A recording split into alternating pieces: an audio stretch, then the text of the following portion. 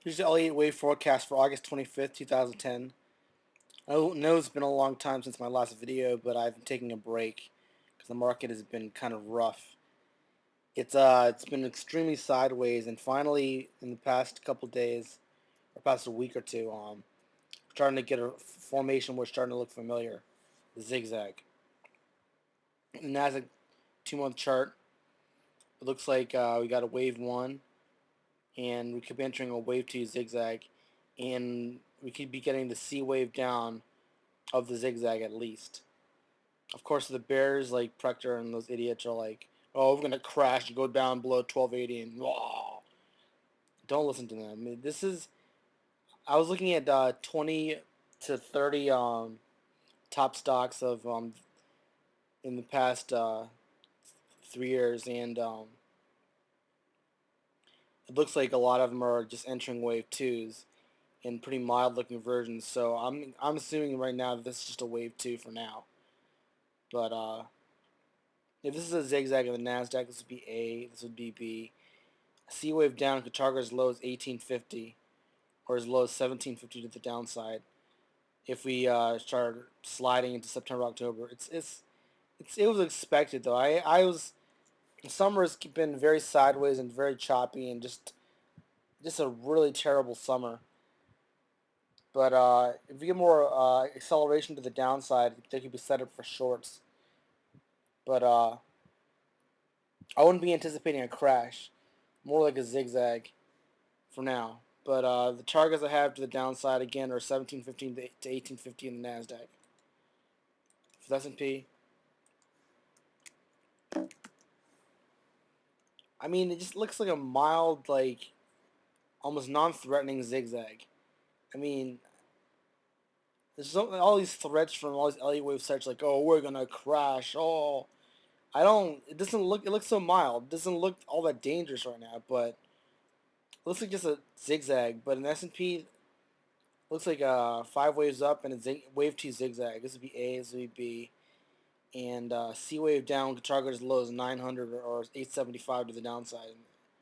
That's as far as I expect it to go. But of course, there was a couple years ago, 2008, when it looked mild, and then we had a big crash. But there's no bubble that's deflating right now. I mean, there's no housing. The housing bubble's already deflated, and like commodity bubble is deflated. I just don't see a crash for the Dow. I mean, it looks pretty mild right now. Just like a zigzag. I mean, you can like. Okay, let me put a little rationality behind this. If the Dow dropped approximately 7,000 points, or 8,000 points approximately, if we drop 8,000 points from where we are right now, that would be Dow 2000. But that would have to be the end of the fucking, excuse me, end of the freaking world. Like, and that's what Prucker wants, and he's just a complete maniac. I mean, it looks like it's a mild wave too. It doesn't look all that dangerous right now. I mean, the news that's coming out isn't all that threatening. It's not like a gigantic housing bubble that just started to deflate. It's deflated. Look at the HGX. Look at the 10-year chart of the HGX, the 5-year chart of the HGX. I mean, this is what happened in 2007, 2008. Yes, we had that big crash, but that's a third wave. Okay, this is the housing chart. This is wave one. This is wave two. Of course, we're going to get a really big crash because this is downward three. Then we got an upward four. In the worst case scenario in the housing market, we get a downward five. So we could be nearing the bottom of the housing market. I mean, look at this. It's so clear cut. Wave one, wave two, wave three, wave four, and wave five that could truncate and not hit a new low. I mean, of course you're going to get a downward three crash because of this.